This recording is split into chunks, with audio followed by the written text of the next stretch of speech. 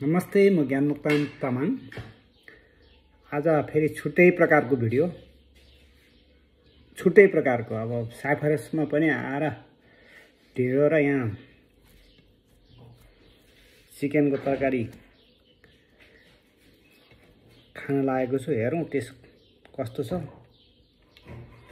सबै साथीहरूलाई ढेँडो चियास है।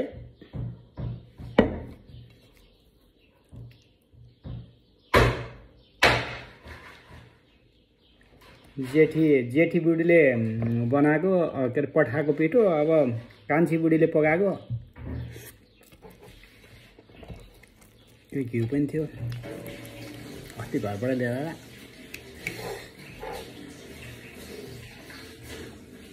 यत्रो ढेँडो छ, खान सक्छ सक्दैन हेरौँ। अचार हो मुलाको।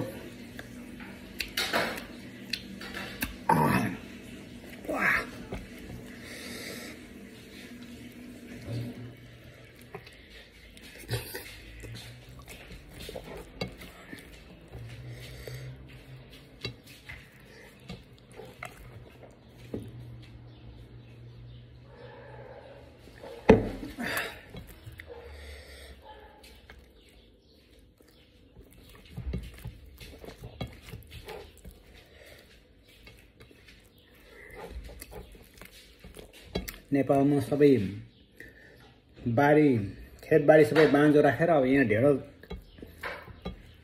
पिठो मकैको ढेँडो खोज्छ। नेपालमा चाहिँ पुरा जङ्गल भइसक्यो। अब यो पनि अब बन्द हुन्छ कहिलेबाट। यो पनि अब इन्डियाबाट किन्नुपर्ने हो कि क्यानाडाबाट किन्नुपर्ने हो। यो दिन पनि आउँदैछ अब नेपालमा। यो चाहिँ साइप्रसको चिकन रहेछ। टेस्ट कस्तो हेर्छ है त।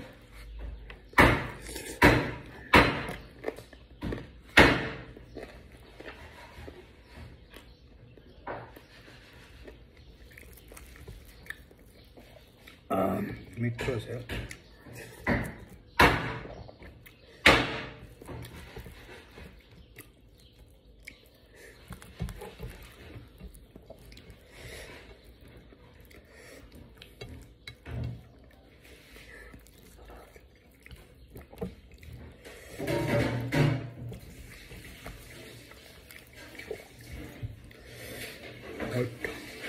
म खाँदैन प्रायः जस्तै अचार कहिलेकाहीँ।